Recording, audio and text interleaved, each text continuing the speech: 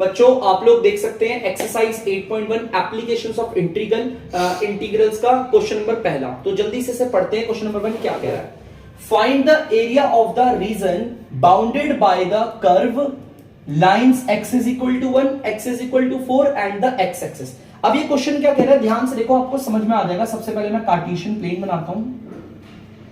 अब हमारे इक्वेशन को ध्यान से, कर्व की इक्वेशन को देखो, क्वेश्चन को ढंग से पढ़ो। वो कह रहा है find the area of the region bounded. हमें वो रीजन बताना है जो बाउंडेड है, बंदिश में है, बंधा हुआ है। किस किस से?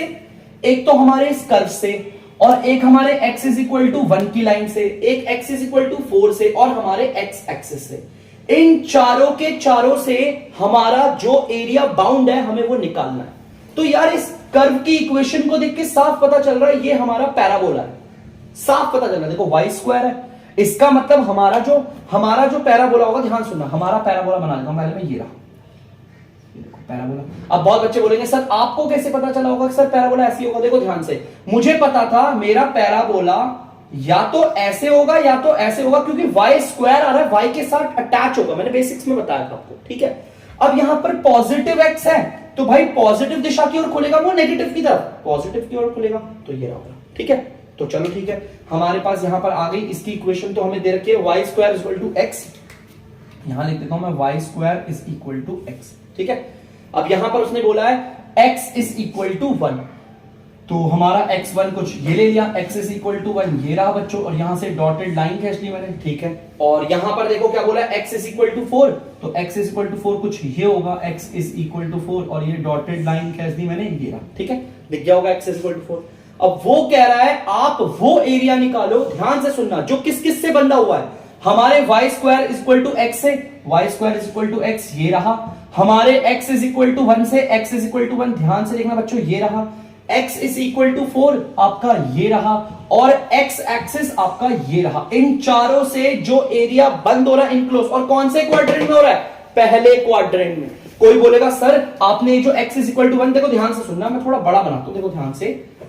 बहुत बच्चे बोलेंगे सर आपने ये बना दिया पैराबोला, ठीक है, आपने बोला x इज इक्वल टू 1 क्या ऊपर की तरफ जा सकता है? क्या वो नीचे नहीं जा सकता? नीचे भी जा सकता है x इज इक्वल टू 1 की लाइन, तो x इज इक्वल टू 4 की लाइन भी नीचे जा सकती है। देखो यहां पर ये भी हमारा क्या है, ये हमारा पैराबोला की इक्वेशन है, y is equal to y square is equal to x ये रहा, x इज इक्वल टू 1 ये रहा, x इज इक्वल टू 4 ये रहा, और ये रहा x एक्सिस। सर ये एरिया भी तो हो सकता है, ध्यान से पढ़ो, उसने पहले क्वाड्रेंट की बात करी है, और ये हमारा कहां पर आ रहा है? चौथे क्वाड्रेंट पे। देखो हमें ऊपर वाला पहले वाला क्वाड्रेंट ले रहा है, समझ आया? तो ध्यान से सुनना, इसीलिए मैंने ऊपर की साइड पे लिया, आपको क्लियर करवा देता हूं कि मैंने नीचे वाला क्यों नहीं ले रखा। मतलब हम इस एरिया को निकालना चाहते हैं, दिख गया होगा, हम इस एरिया को निकालना चाहते हैं। नीचे वाला हमारा कौन से क्वाड्रेंट में आ जाएगा? तो ये हमारा चौथे क्वाड्रेंट में आ जाएगा। तो ठीक है, अगर हम इस एरिया को निकालना चाहते हैं तो हमारा इसका फॉर्मूला होगा, देखो ध्यान से, area of the region bounded, area of the region bounded. जो बाउंडेड आप किस किस से आ रहा बाउंडेड है वो सब पूरे डिटेल में नहीं लिख रहा, इसको निकालने का तरीका इंटीग्रेशन। हमारा लोअर लिमिट क्या है? 1, और अपर लिमिट क्या है? 4, 1 से 4 तक। और आपको पता है हम लिमिट कहां से ले रहे हैं? हम लिमिट ले रहे हैं आपका x से, तो ये फंक्शन भी किसका होगा? x का। और अगर फंक्शन x का है तो किसके रिस्पेक्ट में होगा? x के रिस्पेक्ट में होगा। क्लियर है? ये चीज मैंने आपको बताया था बेसिक्स में। इक्वल टू जगह equal, integration 1 to 4 function of x। अब ये रहा हमारा, इससे फंक्शन ऑफ x निकालता है। देखो ध्यान से, फंक्शन ऑफ x कैसे निकलेगा? फंक्शन ऑफ x को बच्चे y भी कहते हैं, छोटी छोटी क्लासेस में पढ़ा है, फंक्शन ऑफ x को y भी कहते हैं। सिर्फ y निकालना है तो स्क्वायर उधर जाके क्या बन जाएगा? रूट बन जाएगा। देखो y की वैल्यू आ गई रूट x, है ना? ये मैंने कहां से लिया? हमारे कर्व की इक्वेशन से लिया। तो मैं यहां पर लिख लेता हूं, आपका ध्यान से देखना बच्चों, इस वाले पार्ट को ना यहां लिख रहा हूं मैं थोड़ा सा, यहां देखना, integration lower limit 1 upper limit 4, y की जगह पर आ गया रूट x और dx। इसको आप ऐसे लिख सकते हो, इंटीग्रेशन 1 4 और x की पावर 1/2 dx।